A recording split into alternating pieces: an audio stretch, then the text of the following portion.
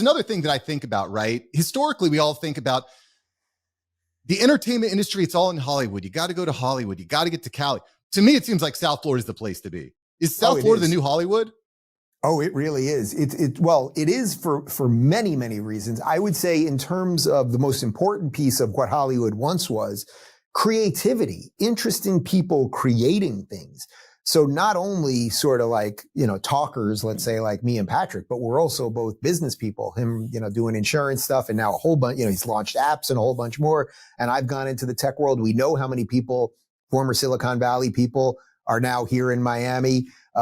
Francis Suarez, our mayor here, who, ran a very short-lived presidential campaign. He's done a really great job of welcoming companies, figuring out ways to make them feel like, oh, you can be at home here. And guess what? We're going to have safe cities and streets and, limited amount of homeless people and all of the stuff that you're fleeing. We're not going to replicate it here.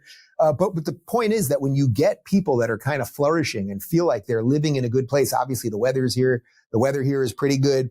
When you get people like living in a stable situation where it's safe and it's fun and it's nice and we have all, we're getting like the best pizza places from New York coming down now. We're getting the best police officers from New York and Chicago that are now moving down here. We're getting the best of the best because people appreciate freedom. And so there's a real interesting divide happening in the country right now. Like just go to New York City and you tell me, is New York City better or worse than 10 years ago? I mean, it's not even a question. Chicago, better or worse? San Francisco, LA, we could do the long list, Portland, Seattle, et cetera.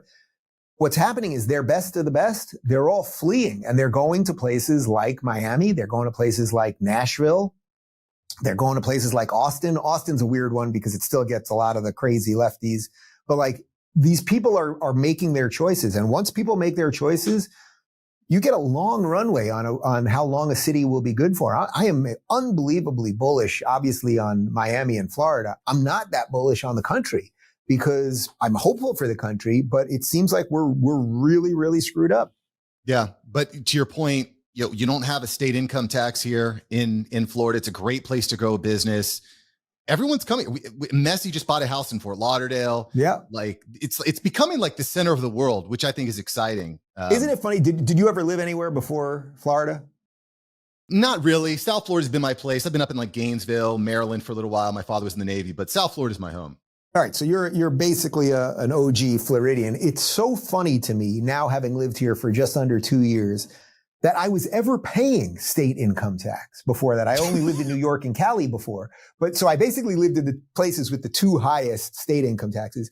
The idea that I've moved to the freest state in the union, where it's so joyous and happy here, and I do love the weather, even the humidity, and just like everything's flourishing here. And the roads are good. The infrastructure is good. It's clean. I don't see homeless people everywhere. Like it's really working.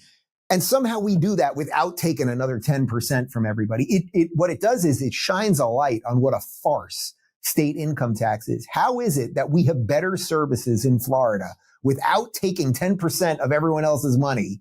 Well, it's not like our sales tax is way higher or anything else. Like we just run a much slimmer, trimmer operation. You could give Gavin Newsom in Cali, you could up everyone's state income tax to 30%. Nothing would be better. It would just be a giant suck machine for him and the cronies that are up in Sacramento. The thing that people get wrong about these state income taxes is what they do is they choke the life out of the small business owner. Right. Amazon doesn't care. Walmart doesn't care. They got money in the bank. But if you're a small business owner trying to get your business off the ground, that 10 to 15% state income tax is a killer. And think about this. So not only do you have that burden, you have burden of regulation where there are way more regulations to just open whatever business. You want to be a hairstylist or you want to open a pizza shop. You have way more regulations to deal with. But now how about another one? Let's say you wanted to open a bakery, right? So a brick and mortar store with a glass window in front of it. How insane would you have to be to open that store in New York right now? To open that store in Chicago or Portland or Seattle or San Francisco or anywhere else? On any given day, a brick could fly through, riots could start, they could rampage through your store. It's not even an independent small. Even if you're in a mall and you're Lululemon, they now let you steal all the stuff out of the store because they've lost control in the blue cities. So Florida, that would not happen. It does not happen in Florida. It simply does not happen. We do not put up with it. So if you're a small business owner, not only are you going to save on income tax, get rid of the regulation so you can open the business more quickly and more effectively, but on top of that, you're not worried that on any given day a mob is going to come in and steal all your muffins.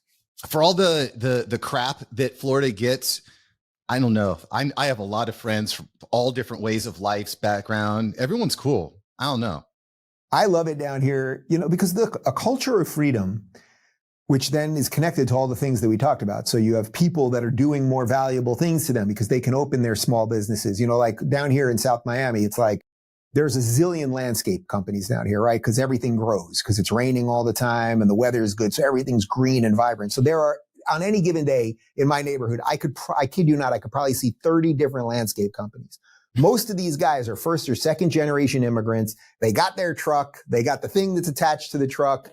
And they've come here and they do their job. They work hard. People care about their properties. It's very, very different than a city that's on the slide, where when I was living in LA, it was like you could feel it. You'd go to the supermarket, and especially during COVID, everyone's masked and angry, and there was no warmth to it anymore. Where here, it's like people, especially down here in South Miami, you got a lot of Cubans down here. You got a lot of Venezuelans down here. They know what the other side of freedom is because they either went through it themselves or their parents or their grandparents.